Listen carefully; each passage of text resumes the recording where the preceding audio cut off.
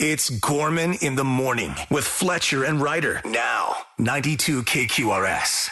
Gorman in the morning, Minnesota's 92 KQRS. It is Friday, October the 17th. I'm very happy to be here. I am feeling Minnesota, Paul Fletcher, so please, sir, the headlines. All right. Rumors are circulating online about an IRS direct deposit stimulus payment of $1,702 hitting our bank accounts in October or before year's end.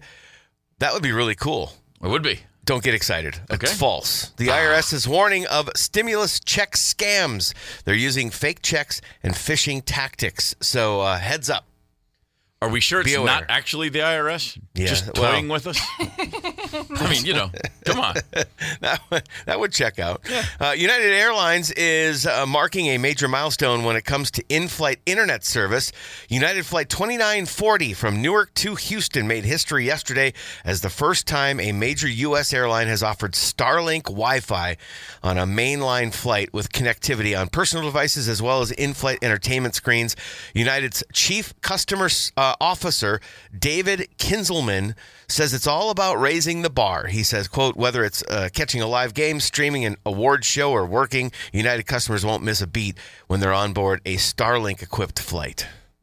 Okay, I mean, yeah, I please. would love to watch a Lions game on an airplane with a whole plane of Detroit people. Right. Yeah. That would be pumped. Otherwise, I have no reason for this. Okay. Shut the internet off when you're on the airplane. Yeah. Really? You're Yeah. going old school. Just crack a book? Uh-huh. Yeah, I actually prefer that too. Back in the old days, getting on a plane, it was no different than getting on a submarine. You'd be like, well, at least as long as that door's shut, no one can find me. I used to love that concept. The first time I ever saw somebody like on the internet on a plane, I was just sad. Truly. I was like, oh, man, you're taking away everything that matters. Yes. Yesterday, big news in the music world. Sadly, Ace Frehley, the founding guitarist of Kiss, passed away at the age of 74, leaving his family devastated. It was reported Thursday that he was on life support after suffering a brain bleed from a fall at home. In a statement, his family said they were completely devastated and heartbroken, but were able to surround him with loving, caring, peaceful words, thoughts, prayers, and intentions as he left this earth. A million thoughts, which we can go into throughout the day. No matter what you think of Kiss, and I think they're silly. When I was 10, they were the coolest thing on the planet. Yeah. Ace was the coolest of the cool. Oh, yeah. And no shortage of guitarists from, let's just call it my generation, kids of the 70s who picked up instruments in the 80s. Ace is one of those lighthouse guitarists. Yeah. I mean, you always hear about Hendrix and Page and Van Halen, and there's a lot of those guys. He's not ever included in those lists. But to guitarists, guys in bands, dudes my age, so many people I know and that you've heard of were like, oh, it was when I first saw Kiss, when I first saw Ace, that was the thing. Yeah. And for that alone, I mean, it's a pretty momentous loss. For sure. And then, of course, you then get older and you listen back and you pay attention and you realize there were 3 dudes in that band and there was 1 musician, and that was Ace Frehley. He played circles around the rest of the guys. No knock on them. Kiss did what they did. But he was that one guy that was like, oh, he's got a tone, he's got a vibe, he's got a feel. That was all very, very real. So rest easy, Ace. Nice job when given the opportunity. And my social media feed was just full of people posting themselves in pictures with the Ace Frehley makeup on, whether they were like 7 years old or like 45 years old. It was still a thing. Absolutely 100%. true. Yep.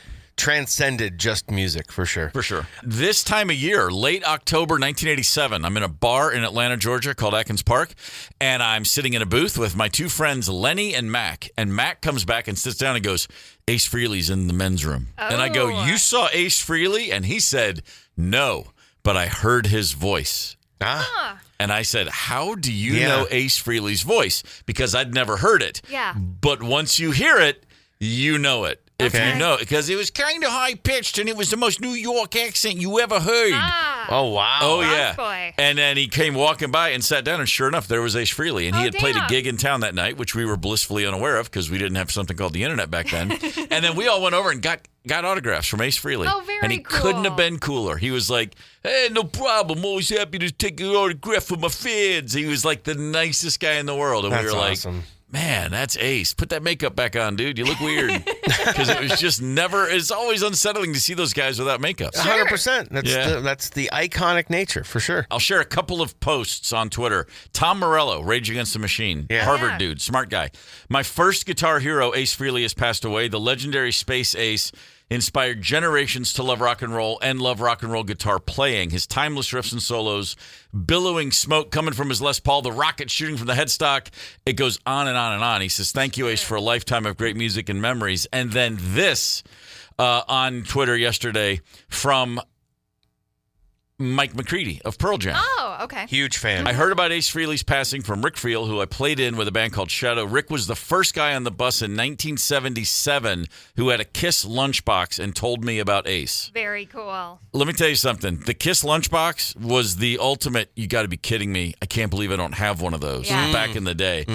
When Kiss Alive 2 came out, and I think 77, I would just stare at the gatefold, that photo. It's a double album, the gatefold of them on their elevators at the start of the show with the flames. And I've talked to so many people over the years, and I'd say, man, I got Kiss Alive 2. And they go, man, I would just stare at that picture and listen. And I'm like, yeah, that's all there was to do. Right. And that's all we needed. Mike McCready went on, all my friends have spent untold hours talking about Kiss and buying Kiss stuff. Ace was a hero of mine. Just listen to Alive. I used his solo from the song She as a template. Ooh. Ace jammed on Black Diamond with Pearl Jam at Madison Square Garden. It was a dream come true for me. A lot of people would not think of Pearl Jam and Kiss in the same sentence, which just goes to show genres are for losers. Music is music, and everybody who's inspired by Ace Frehley is sharing that today. Well done, Ace. I mean, seriously, didn't have nearly enough time in the sun. Too bad he didn't stay with Kiss the whole time. But, man, when he was in that band, he was planting seeds. Yeah, and Genres Are for Losers is going on a T-shirt at the fair this year. Nice. Yeah, That's a nice one. I like it. Yeah, that was a good one. Could have seen Kiss back in the day, the original lineup in Evansville, Indiana. Man. I had my buddy offered me the ticket. My parents said, no, it's a school night. Oh no! Oh yeah! Man! I had 3 concerts in the day that I had tickets for, and all for different reasons. I didn't see Queen, I didn't see Kiss, and then I also missed The Who. But that's okay because that was the Cincinnati Stampede show. I missed that one. Yep. Oh wow! But the Kiss one was particularly galling because I had just really come into I got to see Kiss. This would be cool. And it's a famous show that I missed because during the show, one of the lighting guys, a spotlight operator above the stage on the truss, didn't lock his rope in. He fell off. Oh, that's right. And he landed right at Paul Stanley's feet. He was not killed, but he was injured really badly. Yeah. And Paul Stanley, on the microphone very famously said, "Whoa, we got a problem here, everybody. Hold on."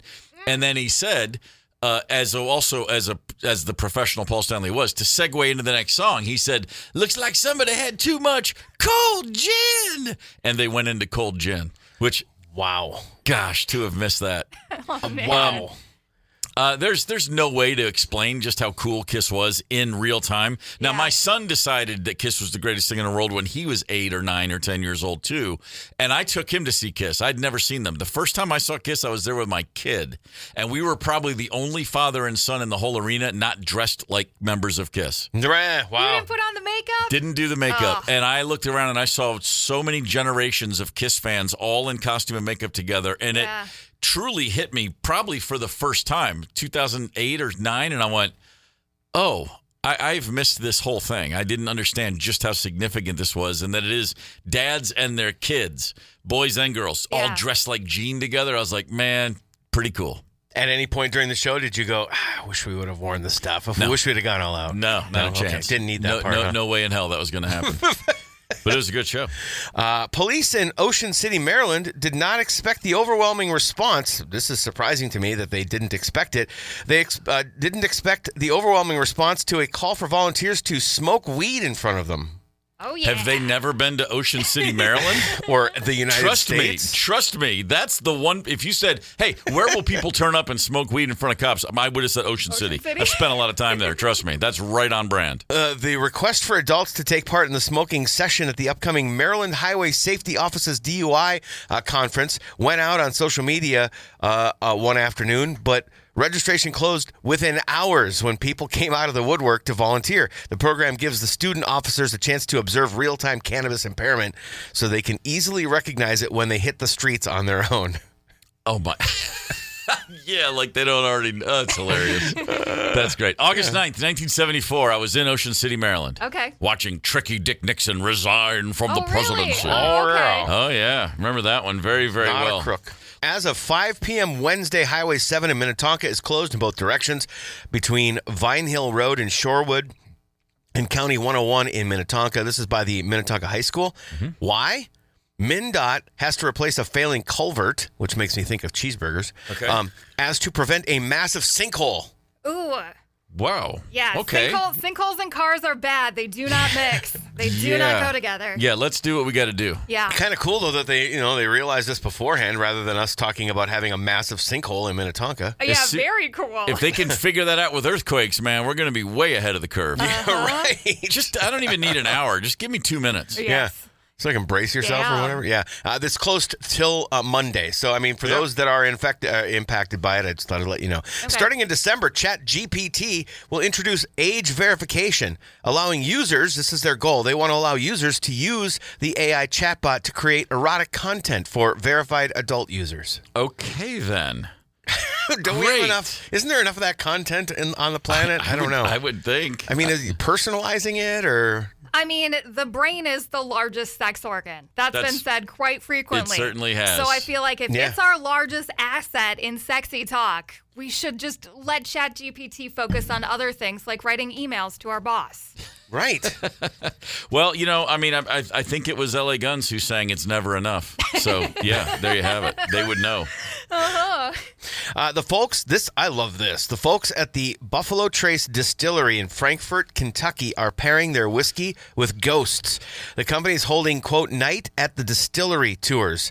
Guests get to do a nighttime self-guided walk through the distillery's grounds, exploring the legends, folklore, and untold stories woven into its 2-century history. The tour includes people telling ghost stories, live entertainment, tastings, and more. Buffalo Trace is also holding a contest where the winner will be given a private ghost hunt led by professional paranormal investigators and a distillery tour guide. Yes, please. I'm in.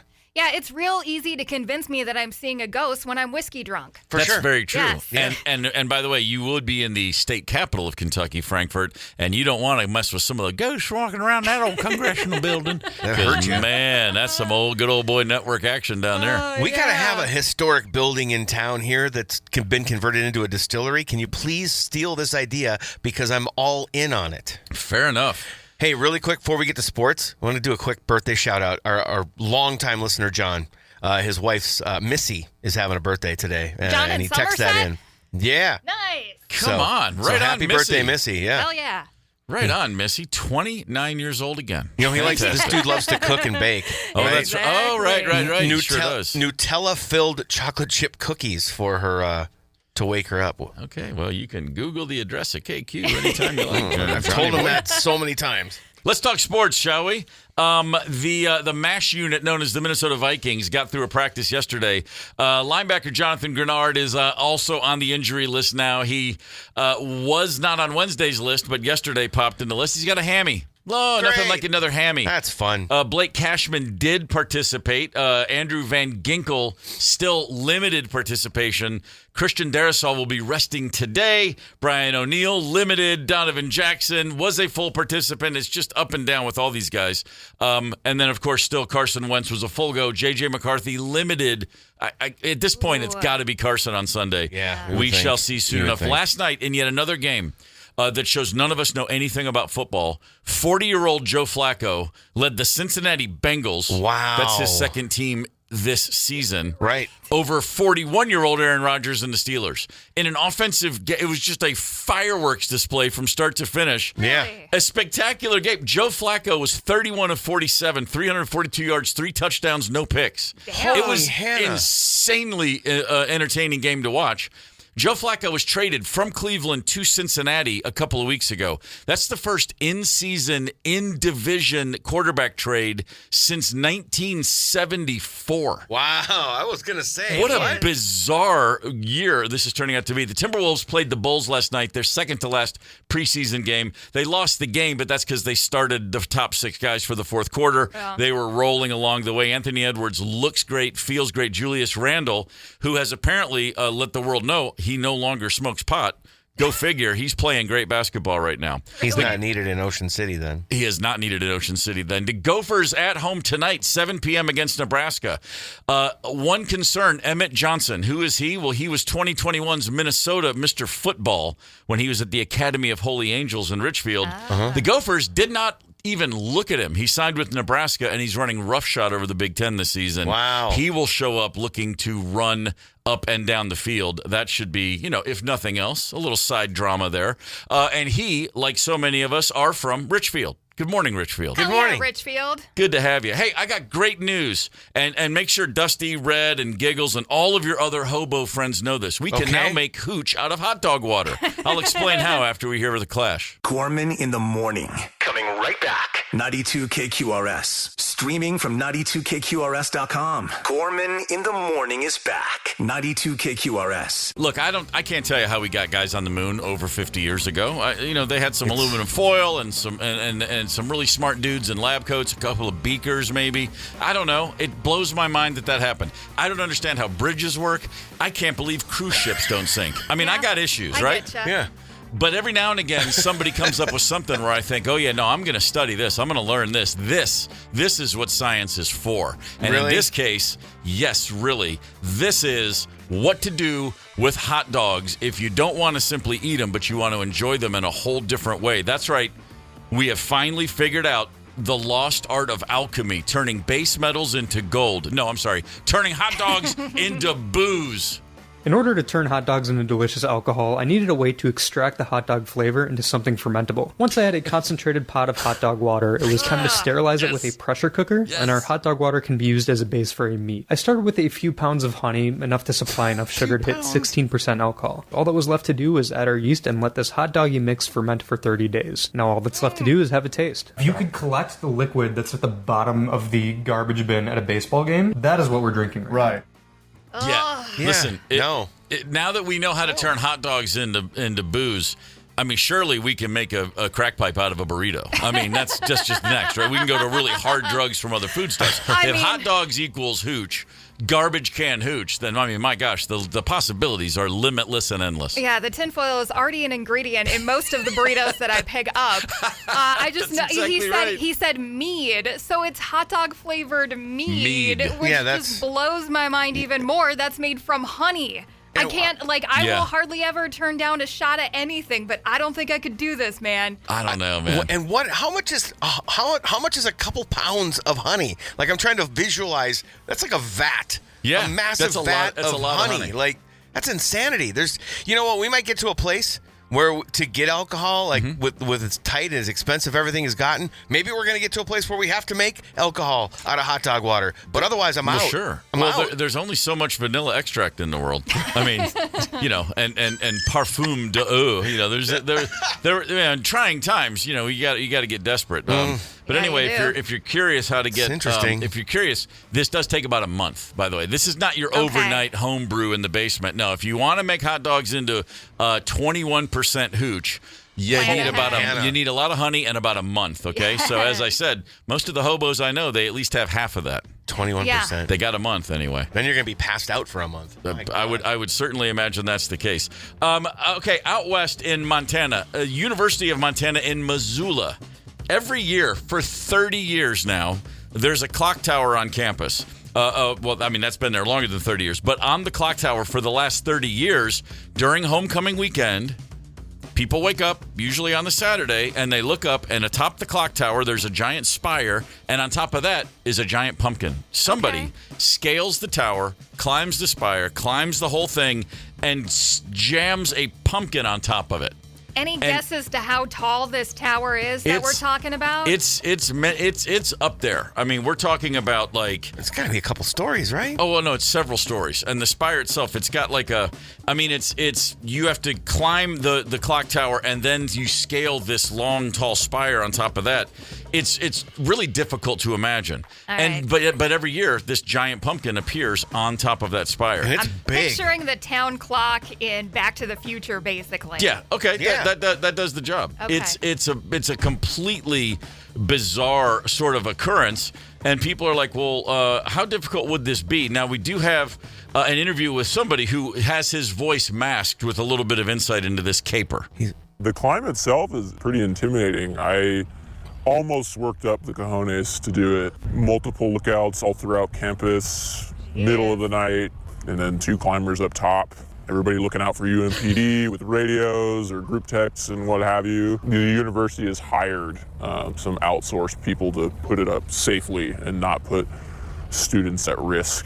But being climbers, we still try to race them to do it first. Is there a cash prize for getting this pumpkin up, or what? No, that's just awesome. It started as something somebody did that was cool, but now it's turned into, what he was talking about was the university is trying to hire people to put it up there themselves so that other people won't risk their lives. Like, let's get some official climbers up there and trying to, prohibit someone from then going up there. What they don't want is to wake up one day and see a kid laying at the bottom of the clock tower who fell off the tower. Right. I guess. But this thing is, again, it is a very treacherous climb. It is. And so, again, I'm looking at we're talking, this is at least 100 feet off the ground. Okay. I mean, it's a 6-7 story. It's a very tall building.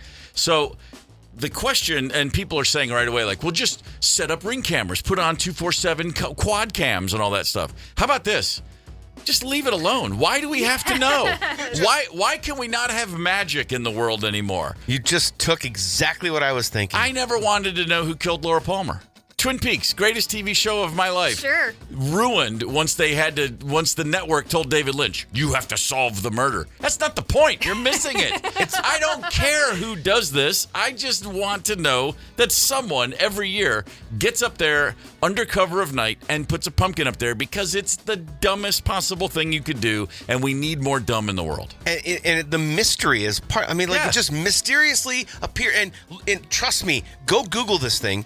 You see this tower, you're going to be like, how the hell could any amateur, just random human get up there and actually put a pumpkin up there? Now, it doesn't seem possible, but that's what's awesome about it. If it just started this year, I would think it was the work of drones. I would think there'd be 2 or 3 drones lugging a giant pumpkin up, and they would secure it and steady and then just drop it. Yeah. But no, this is pre-drone. This is 30 years in a row. This started in 1995. Damn. And this guy they interviewed, they went to lengths as to, like, disguise his voice, and they did the pixelated blur out. Like, what the hell's going to happen if they do get caught? Well, he's a member of the climbing community, and they like to be stealthy, and what they're doing is technically illegal, and so he doesn't want to be. I mean, that's like being a cat burglar and going on screen without having your face blurred. I don't know. I met some climbers. They're not that crafty. They're a lot of fun. Yeah. But, yeah. I'm just glad there's still. I'm glad there are still pranks out in the world. That, yes. A town, especially a college town like this. Yes. There's certain things that happen. Any old mysteries out there that we haven't unturned yet? Let's not solve them. It's better to not know. I like the nether. I like the gray. I like that could be this, that, or this. 651-989-ROCK is your Luther Westside Volkswagen Talk and text line. Let us know. You got any neighborhood or city or school unresolved pranks and or mysteries? This is a good one. I think we should let sleeping pumpkin dogs lie for myself. I like good pranks. I like mystery. Scott from Becker is on the horn right now with something to share. Scott, what do you got for us, brother? Yeah, my dad would talk about when he was growing up, for their Halloween prank, they would collect baling twine all year long and then go into the school, tie the twine to the clacker on the bell, and go out as far as the twine would stretch after they tied it all together and start ringing the bell in the middle of the night. Nice wake-up call. Man, I like the whole year-long planning on that one. Oh, yeah. That's like a prison break.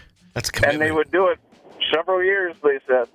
Yeah, well, hey, man, don't mess with success. That's awesome. Thanks, Scott. Some serious commitment. 651-989 Rock is the talking text line. Oh, so we got a question from Papa Paul. Okay. You were talking about the mystery and the not knowing, right? Yeah, right. He says, you don't want to know where the damned missing dryer sock goes? Oh, no, absolutely not. It's got to be an alternate universe or something, right? That's the only explanation for where that sock goes. I like to think that the dryer sock is just out living his best life. You know what I mean? Like, I still, there are days when I wake up and I think maybe today is the day someone tags me on Instagram with one of my socks at the Eiffel Tower. I just wait for that. Yeah. Sure. I'd love to know. I get those every few years. I buy a group of those stance socks with all the cool designs and I feel good about them. And then one goes missing and I'm just thinking, Godspeed, brother. I hope you get to Prague. That Charles Bridge is something, isn't it? Especially in the spring. 92 KQRS. Hey, listen, back in the day, and I'll just come right out and say this. When I used to be a touring musician full-time, like the 90s was nonstop. Yeah. 3 showers a week tops.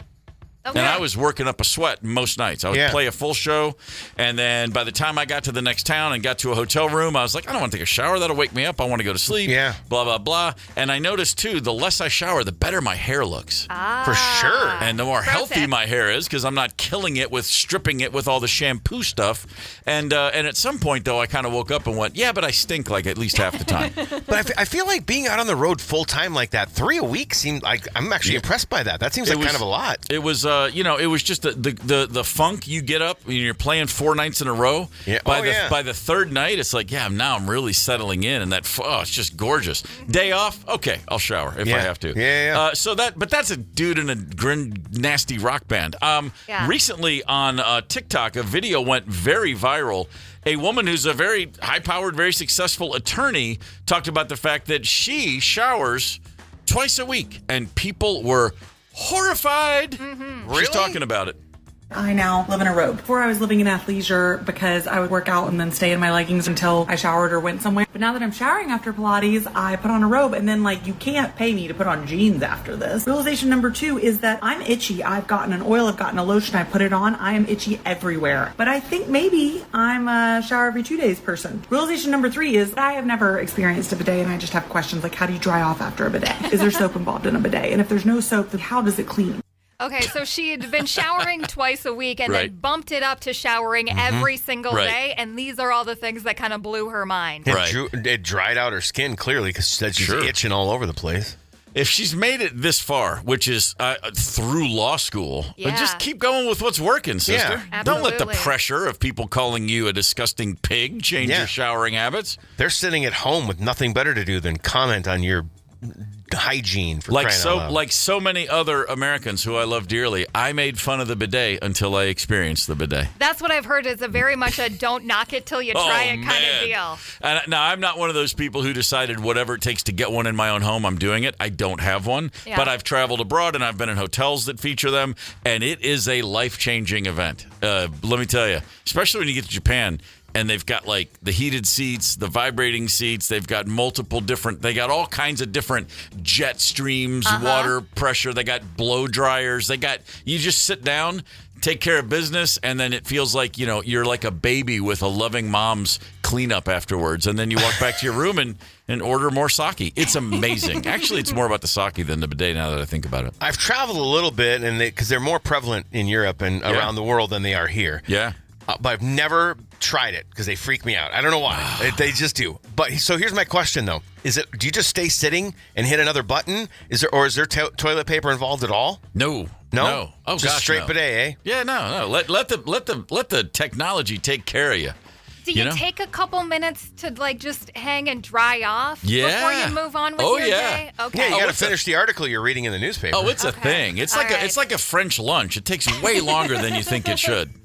It's fantastic. Or Italian dinner, yeah. As much as we're all sick of sequels, I do have a couple questions. There's some movie franchises out there that nobody's touched in over 2 decades, and I'd like to examine a few of these. Let's do that in about 5 minutes and 2 songs. Gorman in the morning. Coming right back. 92 KQRS. Streaming from 92KQRS.com. Gorman in the Morning is back. 92 KQRS. Gorman in the Morning on Minnesota's 92 KQRS. As much as I have no time for sequels, after a while you're like, can someone just write a new story, please? Right. And there are plenty of writers out there doing it. They're just all in TV. But for movies, you go to the theater, it's just like, it's always whatever you're seeing, 4, 5, 6, 7, Fast and Furious, 34. Or a reboot of some sort. Or exactly. Yeah. But it brings to mind the fact that there's some franchises very successful that we haven't heard from in a really long time. And I'm curious if you think these would be of value. Could we reboot any of these in 2025 and moving forward in a way that would draw in an audience? How about this? Several films in the franchise, but not one since 1988, the Dirty Harry franchise. Now, obviously, Clint Eastwood is beyond the time where he can play Dirty Harry. Yes. But you have the original, which is top shelf. Mm-hmm. Yeah. Great film. The Enforcer, the second one, The Enforcer is really good. All the way through to the 80s. Every one of them was worth watching, but the first one especially is a great film. Second one's pretty darn good, too. Dirty Harry in the modern era, I mean, can you do movies about... I actually feel like right now, like the sort of... Not a vigilante, because he actually is a cop. Yeah. But the cop who bends the rules, there's always a market for that, is there not? Oh, hell yeah. There's always people who want to see a tough guy walking around taking care of crime. I think Dirty Harry could absolutely be rebooted. The concept. The problem is you don't have a Clint Eastwood in Hollywood, I don't think, that... Because he was, like some of the suggestions I found, Hugh Jackman, Bradley Cooper, they're too pretty. Oh, God, you know what I mean? No. Clint Eastwood's got a gruffness to him that they don't have. Hugh Jackman, too pretty? It's freaking Wolverine. I mean, well, that was lots of makeup. I mean, I guess if you want to put makeup on Hugh Jackman and call him Dirty Harry, but I don't see it. I don't know. The answer usually is just get Pedro Pascal, but I don't think that would work here either. So awesome. God, he's generally great. The about first Tom call Hardy? for everything. Tom Hardy could absolutely 1,000% be Dirty Harry. So are you on board? And set it in England, and then it would be like, where'd he get that gun? That'd be the whole story. There we go. Hold on a minute. Okay, he should have a nightstick, shouldn't he? For the record, are you on board a Dirty Harry reboot with Tom Hardy? Yes, I would watch Tom Hardy in just about anything. All right. And I would have never come up with that on my own. As soon as you said that, I was like, oh, I love that guy. Course. He's always great. Click. He's always You're great. welcome. Speaking of which, another cop series with several incarnations. Haven't seen it in years. Lethal Weapon. And for the record, Mel Gibson been trying to get Lethal Weapon 5 off the ground for years behind the scenes, apparently. Really? There's not a lot of people into Mel Gibson business anymore No. for pretty obvious reasons. Yeah. But Lethal Weapon, I will say this. The first one, when it came out, was awesome. I mean, I remember seeing that movie, got to be 87 or 88, the very first one, and walking out of the theater, and it was definitely... Now, the whole idea of movies was different then. It was still something you did every week. The communal, the activity, something. It was just a part of life. Going to the record store, going to see a movie. That was like everybody did it all the time. Right. Which is why I look at kids today and go, "You poor guys, you just missed the whole thing." But that first Lethal Weapon was just. There was nothing cooler than Riggs and Murtaugh. Yeah. And Danny Glover was like 40 when they made it. And the whole thing is, I'm too old for this. And he was like a young man still. It's so funny. He was fantastic in it. Yeah. You know what? Here's the thing. If they redid this today, they would ruin it. They would ruin it 1,000%. It'd be it'd be too kitschy, and they would try way too hard. And there'd be too many special effects, etc. It would just be awful. Yeah, probably true. They'd probably butcher that. true. Don't you need to redo these movies or reboot these movies because of the advancements in special effects? Like, we can do way cooler stuff now than we could back then. I guess so. With I mean, movies. it seems some of these, like, I think there's probably always going to be a market for, like, here's another one, Crocodile Dundee. See? AI alligator? Come on. Sure. Crocodile. Yeah, exactly. Right in the name there. Not nearly as sacred either, I don't think. You could totally disrupt this apple cart. But you got all those, the world's full of Australian actors now. I mean, everybody, all the Hemsworths and the whatevers, and they're just, one of those guys, give them a giant knife, send them loose on the streets of the, New York City, walking around with that outrageous accent and have a pet dingo on a leash. I mean, that's always good stuff. Yeah, but their muscles have muscles. That's not too Crocodile Dundee, but why not? Sure. Billy Jack, another one. When I was a kid, the Billy Jack movies were awesome. Billy Jack was like a native, like an Indian guy in Oklahoma, and he was a sheriff sort of for the res. I don't even remember, other than everybody knew Billy Jack was cool. Okay. And I do know this. My buddy Steve Conrad, who's a TV producer, he's in my favorite show, Patriot. Conrad has a show that's coming out on HBO in March with Jason Bateman. He's finishing it up right now. He was working for years on a Billy Jack reboot with Brad Pitt. Ooh. And because Brad Pitt had the Billy Jack lunchbox when he was a kid, and they had this whole thing, and like literally years of their lives developing this whole thing, and then it fell apart because of financing or something. But I was like, oh, come on. How about Brad Pitt as Crocodile Dundee? He could pull off an Australian accent, mate. He probably could. I want to see a newly single Nicole Kidman as Crocodile Dundee. There we go. Yes. Yeah. Put a female twist on it. I like that idea. Well, I mean, that's a good one. She's out to do a movie where she looks like a badass. Yeah. Well, she doesn't, and apparently though she doesn't like to work much. Oh no, I'm sorry. That's all she does. So yeah, we could probably squeeze that in between 3 other projects for March of 26. Just give her like a week's notice, apparently. Yeah. Any reboots we need to see? Any franchises that have been ignored for too long? What are you laughing about? I'm laughing about a text from Papa Paul. All right. Lay it on me. Crocodile Nicole? Yeah. Can't wait for the shaving scene by the river. Oh, fair enough. There you go. All right. Papa Paul always on it. Man, Ryder, this is great. Right? Yeah, Crocodile Dundee, but with Nicole Kidman. Hell I'm digging it. Yeah. Hey, I chatted on the phone with Terry from St. Paul. I don't know if they did a sequel to this one, but he really wants to see an updated version of Vanishing Point. The car chase movie. Oh, sure. Where the dude does so you've got updated cars and updated drugs. Right, okay. That would be a very different thing. Yes, it was. Also on this list was The Godfather, and I just want to say no. Stop. No. The third one was terrible. We already ruined it by going for number 3 in 1991, which Christmas Day. You ruined my Christmas. Godfather 3. Oh, I'm not bummer. saying Back to the Future is on the level of Godfather, but for its style of movie, Back to the Future is nearly perfect. Okay. So no, because that's on this list as well. How many are there? There's 3, there's 3. And the third one is also not great. It's not bad. What? It's watchable. You didn't like Old West, Back to the Future? No. Mary Steenburgen or whatever? No. I think she was great. I saw the first. She was. I love her and everything. I saw the first one for sure in the theater, and I'm fairly certain I never saw 2 or 3. I know I didn't see 3, and I don't remember anything about 2. I feel like if there was a weak point in that trilogy, it was Back to the Future 2. I really liked 3. Okay. Huh. Yeah. No, I mean 3 is the one, or 2 is the one where they go to the future. Yes. And then they bring back the almanac. Spoiler alert. Oh, really? Yeah, and it changes everything. It changes the universal timeline, if you will, and then they have to fix that, of course. And I like 2 a lot. 3 is just Of course, most movies, if you're going to reboot them, you have to set them back in the original time because every one of these movies is ruined with cell phones and the internet.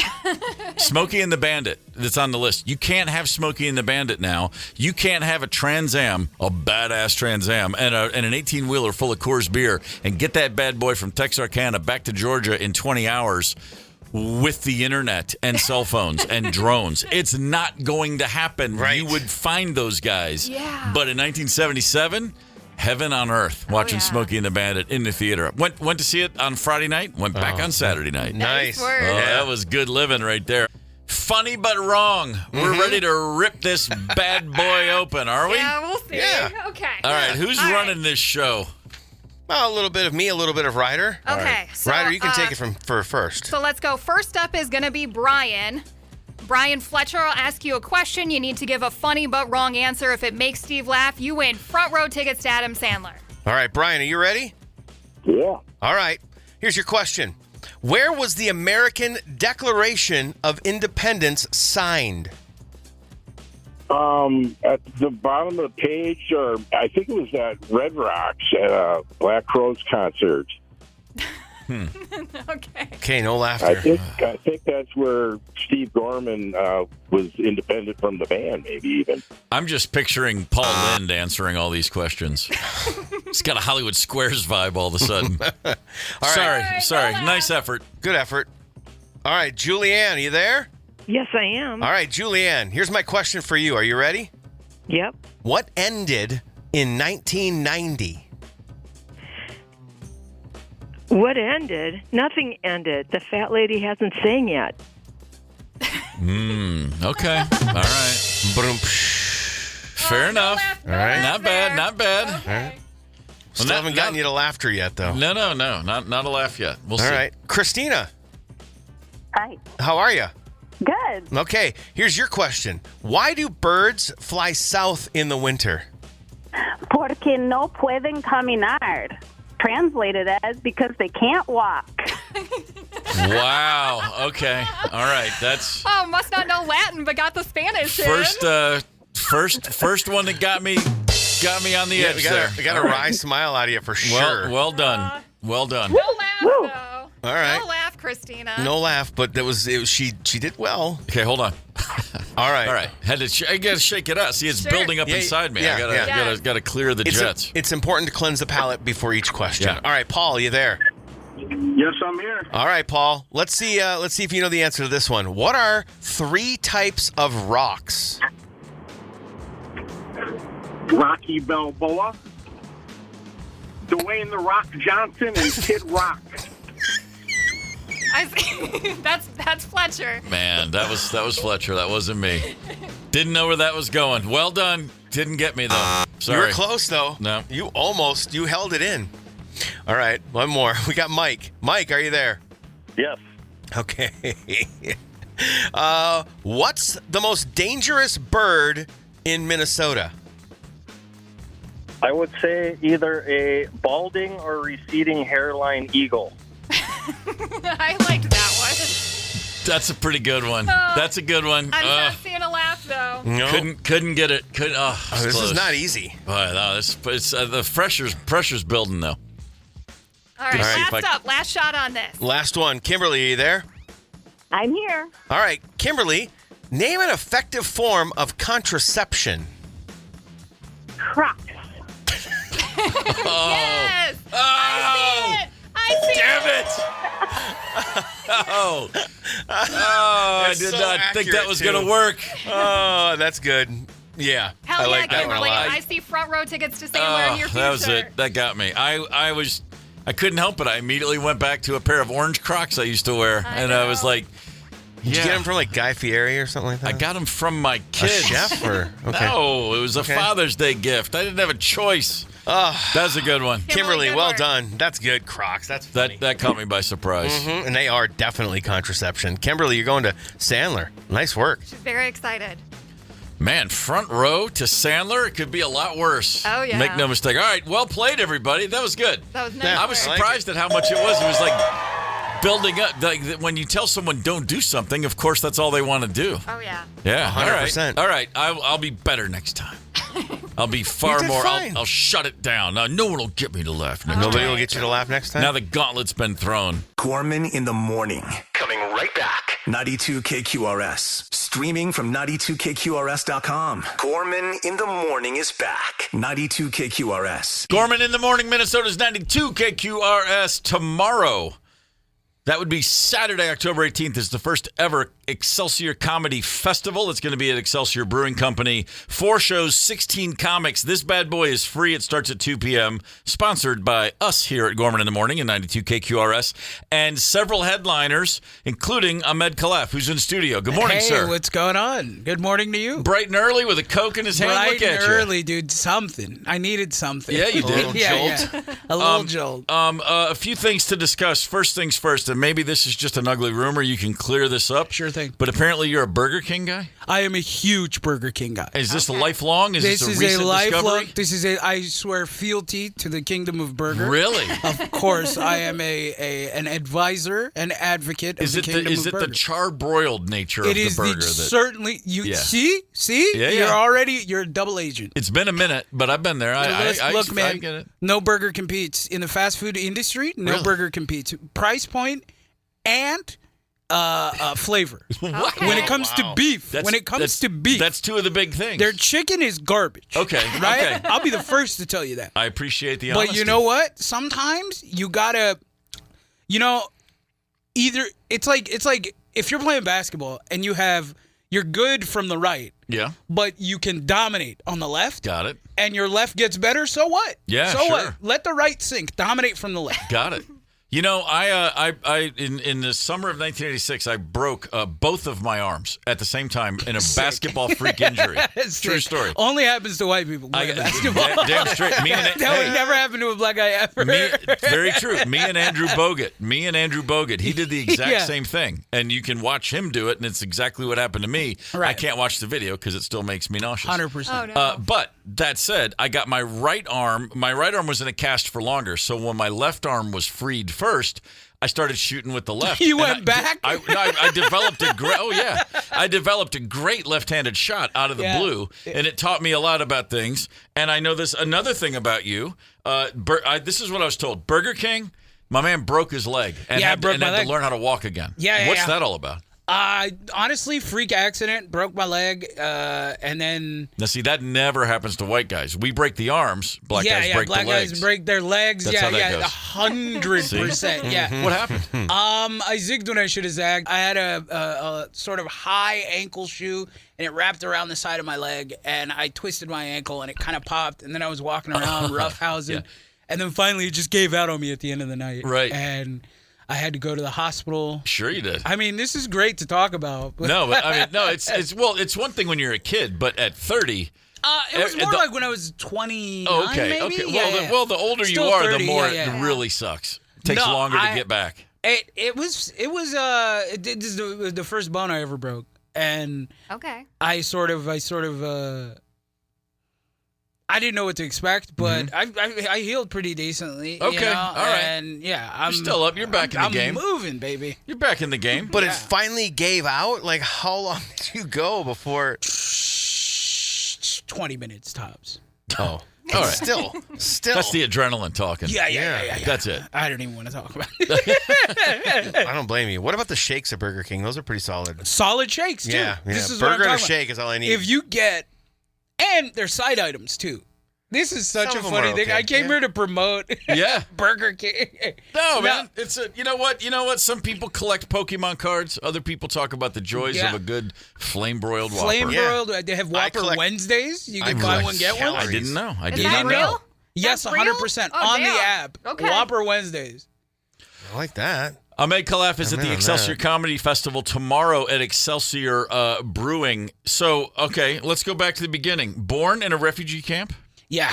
And then raised in California? Raised in California. So, Somalia to California at what age? I was about 3 or 4. Okay, 3 or 4. Yeah, I grew up in California. Got it. What part? San Diego. Oh, kind of okay there. Yeah. There are worse places to be. There are way worse places to be. It's kind of like God was like, you know what? Sorry about the Civil War. Yeah, right. Sorry about all the houses your dad had, but guess what, dude? Sunny San Diego.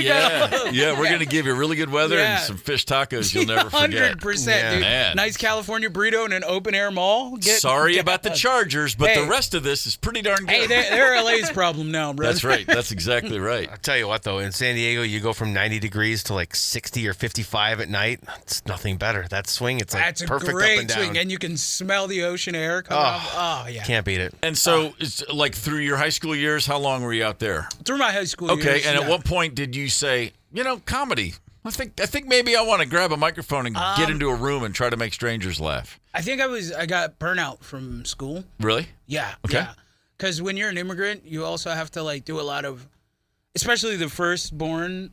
I had to like do a lot of adult stuff as a kid. It's a lot of work. Okay. A lot of work for my family and stuff. Carrying a lot more than the average kid you're going to school with. Right. So right around when I was 21, I'm like, I still have a backpack, dude. Are you kidding? The things I've been through, I'm erasing. Like the childish nature of an eraser where you have to go like, and then brush swipe it it all away. off. And then the smell, it just smelled like my life did not feel like it belonged in a classroom. Got it. And so I finally just got sick of it. Right on.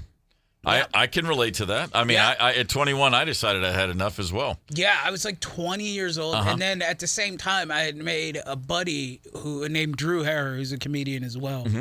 And he's out in Faribault now. And he and I were hanging out. He was doing stand-up already, but we had become friends at the local. This is back when they had smoking sections. I feel like such an adult now. They had a smoking section in the college. Okay. And that's where I met him. And he was like, hey, you're a comic. or he pretty much told me because we were just joking around all the time. He goes, "You got to try this stuff, man. Come with me." Really? Yeah. So, and then how soon after that conversation did you get up there? Almost immediately. That's the way to do it. Yeah. You don't want to think about it. You just got to do it. I thought about it. Well, I mean, don't want to think it. You can overthink it. You can get a little. You can talk yourself out of anything. Yeah, right. Exactly. You know, and I just felt like I was like, this is way better than dreading school. Okay, so the first time, I'm not going to ask you if you killed the crowd or whatever, but you felt good doing it. Like was it one of those? No, not at all. It was at night. It was after. Okay. You felt good having done it. No. Not even that. All right. No, I didn't. Not at all. You're wrong. I went home after, and I couldn't stop thinking about how to have a better set. Oh, okay. And that's what tipped me off. Sure. I was like, because I was at a place of burnout. Yeah. I was at a place of not caring about the future or anything. And the fact that this one thing could charge. Yeah, give me something. Yeah. Gave me some juice. And I was like, I'm here, man. That's awesome. Yeah. And so, I imagine you kept doing that. And then at what point do you head east? What brings you to Minnesota? Oh, I started here. By the Okay. way. Yeah, Minneapolis. Oh, you were already here when you started. I was already here when I started, yeah. Right on. Well, it's a good place to start comedy. Great place to start comedy. Yeah, it is. It's a great place to start comedy. Really educated crowds. I mean, in the area. Sure. Like, yep. You drive anywhere for 2 hours, you'll meet an idiot. But yeah. Well, yeah, that's how that works. That's how that works. That's any city, pretty much. That's what I'm saying. Yeah, Anywhere you go, no matter the smartest city you're in, 2 hours that way. Or unless they're driving. Because really smart people turn into idiots when they're behind the wheel. Yeah, certainly. Because they're thinking of all that smart stuff and not the road. Yeah.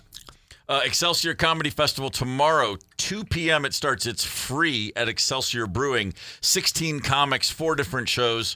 So as this is the first one of these, let's hope we have a great turnout. It's cool to get something going at the first time. Hope it's something we build into a yearly event. I would love that, yeah. Yeah, that is good. How many gigs a year are you doing these days?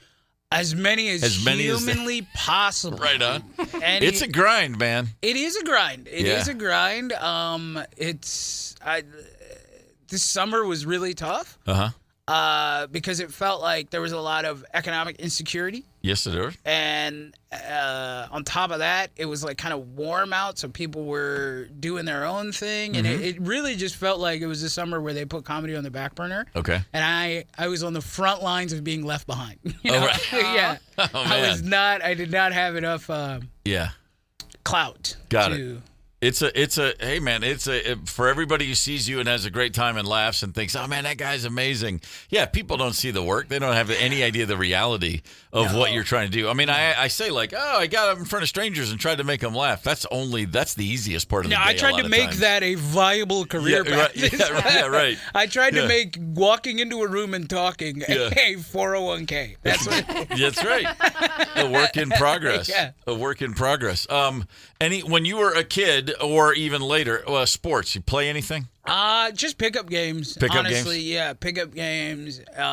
Point guard, power forward. How do you find yourself on the court? I had a great shot. And I could set a mean screen. I'm a wide boy. Not a boy. And yeah, I would set a mean screen, and most people would think I'm cutting in. I'm actually cutting out. Idiot! Hold this 3-pointer. Bang, dude. From downtown KQRS. That's that younger generation. Yeah. Go to the hole. Why? Go to the hole. Why? Yeah, that was before Curry, though. That was before Curry. I just had this shot. That was you? No. I could never. No, I'm saying, yeah. I'm from the school of get the shot as close as you can to the basket. Right. My son, when he got on his first travel team at 12, I went to a practice and they're running fast break drills, and the coach stopped and said, "Why are you running to the rim to get a pass?" And my son looked at him. He goes, "Go to the corner." And that's when I realized, this game has left me behind. The game is, the analytics show that the corner is the easiest shot. I mean, what do you want, dude? White people brought math into sports. This is your fault. I fully agree. This is your fault, dude. You want to do Moneyball with everything. I get it. Backboard. How is that the easiest shot? How is that the easiest? It's the closest distance on the three-point shot. Right. We're doing math over here, man. Fair enough. That's how that works. Yeah. I know math. I just don't know that math. Yeah, fair enough. It's radial. And so you got here, but you've never laced them up. No hockey in your life. I mean, never. I can't even ice skate. I can't ice skate. Don't worry. Don't try. I was too fat. You're doing okay. Start. You're doing okay I was 20. I think I am. If you either know it or you don't, and nobody needs to. That's one of those things. As an adult, nobody needs to know how to do it. If you're not already skating, it's too late. So one thing I say, it's too late. It's never too late to become who you could have been, unless you could have been an ice skater. Yeah. Oh, After like 18, sure. stop. Yeah. You're gonna look so bad. It's bad, and you're gonna from painful personal experience. You're gonna fall. Yeah, a lot. It's gonna suck, and you're too old to fall. So much falling. And I haven't tried ice skate since I was a college student, and at that age, when I was very much, I was playing ball all the time. I was doing, I was like, I won't survive if I try this one more time. Dude, we're not doing that ice stuff. Man. Yeah, I don't like. I mean, I like cold. Yeah, I don't like snow and ice. It's obtrusive. This guy right here, watching him at a charity event, he's Oksana Bayul out there skating backwards and everything. I'm like, what? I'm okay, seriously. Man. Incredible. Yeah, he's doing these triple axles. Skill set I'm never going to have. That's awesome. It's just never meant to be. Excelsior Brewing Company tomorrow. You a beer drinker? Yeah. Yeah? All right. Yeah. It's a good place to be performing. I have slowed down tremendously. All right. But I am a beer drinker. Keep going, because when you get to 40 and 50, it's going to suck. So you should seize it sucks these moments. Now. It sucks already? Now. No, I just don't like drinking. I'm with you. I'm a Muslim guy. It's like a sin what I'm doing. It's just too much underneath. Well, hey, man, raised Catholic. We can go. It's a sin what I'm doing, but it's fun. Yeah, I like drinking in a way, but I'm very reflective too. So there's the undercurrent of what the heck am I doing? I'm not really living a healthy life. Yeah. So I mean, you try to cut out things as you get older. And I'm well aware of that whole journey, my man. Mm-hmm. Tomorrow, Excelsior Brewing, go see comedy. Starts at 2:00. Anytime, brother. Come on back. You're welcome. Yeah, thank you. Good to see you. I've also got some plugs. I was about to ask, what beyond tomorrow? What beyond tomorrow? All right, we got this bad boy here lined up. Okay, so the 17th and 18th is not beyond tomorrow. It's actually tonight and tomorrow. Okay, great. I'm also featuring for a very funny comedian named Chris Higgins at Sisyphus Brewing. Okay. Oh, okay. Right? Excellent. And then October 24th, I'm with another hilarious comedian named Athir Yaqub, and she will be at Baba's. Okay. It's a spot in Minneapolis. They do some chicken, some Mediterranean food, and then they have like a stage area. Nice. I like chickens, Mediterranean food, and comedy. And November 15th, I am headlining the House of Comedy at the Mall of America. Right on. Come see your boy. Let's get those tickets sold out. Tickets at AHMED KHALAF on Instagram. Come find me. Right on. Hell yeah. Thanks, man. Nice. Thank you so much. I like that. Gorman in the morning is also Gorman on the go. Get the 92 KQRS app and stream live or catch the Gorman in the morning podcast anytime. 92 KQRS.